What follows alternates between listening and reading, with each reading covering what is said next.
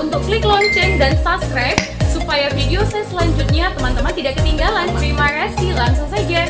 Check it out.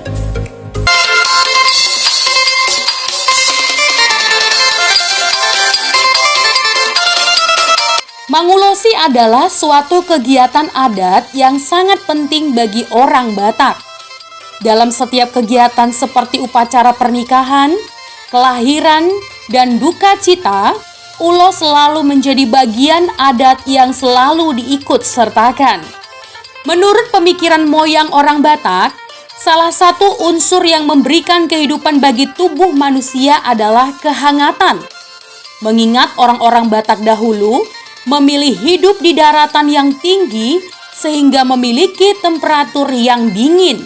Demikian juga dengan huta atau kampung yang ada di daerah Tapanuli umumnya dikelilingi dengan pepohonan bambu, di mana memiliki kegunaan bukan hanya sebagai pagar untuk menjaga serangan musuh saja, tetapi juga menahan terjangan angin yang dapat membuat tubuh menggigil kedinginan. Ada 3 hal yang diyakini moyang orang Batak memberi kehidupan bagi tubuh manusia, yaitu darah, nafas, dan kehangatan. Sehingga rasa hangat menjadi suatu kebutuhan yang setiap saat didambakan. Ada 3 sumber kehangatan yang diyakini moyang orang Batak, teman, yaitu matahari, api, dan ulos.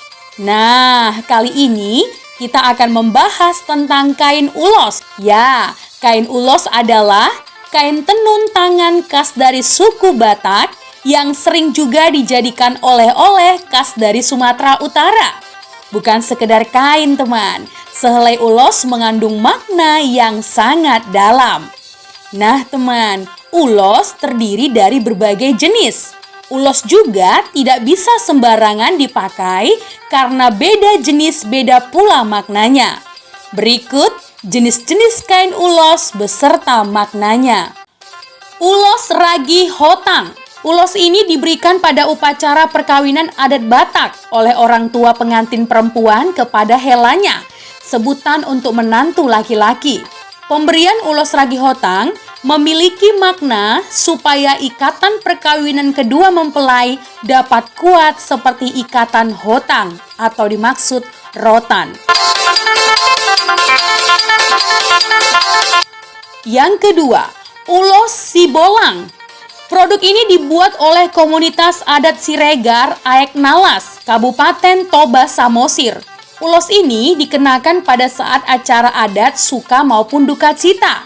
Namun saat ini, ulos sibolang sering dikenakan pada saat upacara adat yang melambangkan duka cita. Pada saat upacara adat kedukaan, ulos ini berfungsi sebagai ulos saput yang dikenakan oleh orang dewasa yang sudah meninggal tetapi belum mempunyai cucu. Selain itu, teman, difungsikan juga sebagai ulos tujung yang dikenakan oleh suami atau istri yang pada saat pasangannya meninggal dunia. Yang ketiga, ulos manggiring. Ulos ini selalu memiliki motif dan corak yang saling iring beriringan, dilambangkan sebagai kesuburan dan kesepakatan. Ulos ini sering diberikan orang tua sebagai ulos parompa kepada cucunya. Dengan diberikannya ulos itu, maka sebagai doa permohonan kelak akan lahir anak. Kemudian lahir pula adiknya sebagai temannya seiring dan sejalan. Yang keempat, ulos ragi huting. Ulos ragi huting ini sekarang sudah sangat jarang, teman, dan tidak pernah dipakai sama sekali. Dulu sejak zaman penjajahan Belanda, anak perempuan atau gadis-gadis harus memakai ulos ragi huting. Ya, sebagai pakaian sehari-hari yang dililitkan di dada atau hoba-hoba, yang menunjukkan bahwa yang bersangkutan adalah seorang putri atau gadis perawan Batak Toba yang beradat. Dahulu, ulos ini biasanya digunakan oleh para gadis pada saat pesta dengan cara melilitkannya di bagian dada yang disebut hoba-hoba. Ya, sesuai perkembangan zaman, ulos ragi huting ini semakin sulit ditemukan. Yang kelima, ulos bintang maratur. Ada dua jenis asal pembuat jenis ulos ini, yakni dari Tapanuli atau Tarutung dan Toba atau Balige dan Samosir sekitarnya. Bisa dikatakan motif dan corak hampir sama, yaitu motif zigzag mirip gelombang nadi turun naik, atau lebih mirip dengan gambaran gelombang suara atau audio. Ulos bintang maratur menggambarkan jejeran bintang yang teratur, bermakna untuk menunjukkan orang yang patuh, setia, dan rukun dalam suatu ikatan keluarga. Ulos ini biasanya digunakan pada waktu pesta. Yang keenam, ulos ragi hidup. Ulos ragi hidup melambangkan kehidupan dan kebahagiaan dalam keturunan dengan umur yang panjang atau saur matua. Ulos ini biasanya digunakan pada waktu pesta, teman. Yang ketujuh, ulos pinunsaan. Ulos pinunsaan adalah salah satu ulos yang paling mahal, teman. Ulos pinunsaan atau ulos jugia yang disebut juga ulos nasirapipot biasa digunakan untuk menyambut raja atau orang yang terhormat.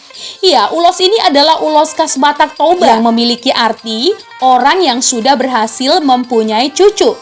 Tahu tidak, teman?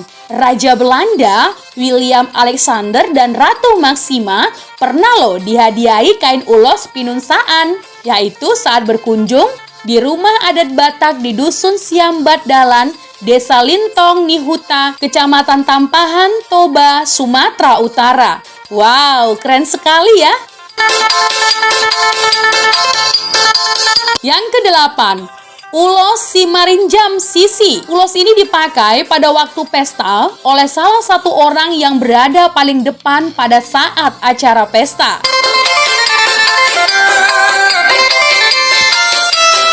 Yang kesembilan, ulos lobu-lobu. Jenis ulos ini biasanya mempunyai keperluan yang sangat khusus, teman, terutama bagi orang yang sering mendapat kemalangan.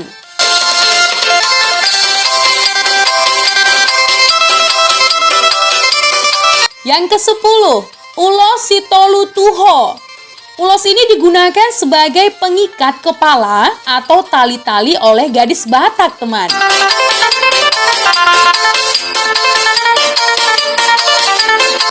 Yang ke-11, ulos Suri-Suri Naganjang. Ulos Suri-Suri Naganjang diberikan kepada pengantin baru. Ulos ini dipakai sebagai hande-hande atau selendang. Ulos ini juga disebut sebagai ulos gabe-gabe.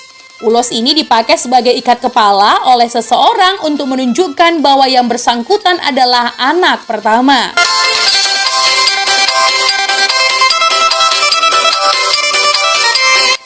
Yang ke-12, ulos tutur-tutur.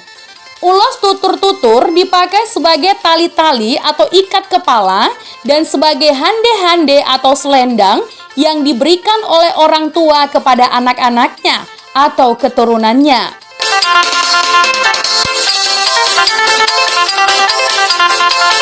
Yang ke-13, ulos antak-antak. Ulos ini dipakai sebagai simbol dari duka cita, teman, yaitu selendang bagi orang tua untuk melayat orang meninggal dunia. Selain itu, ulos tersebut juga dipakai sebagai kain yang dililitkan pada waktu menari atau manortor.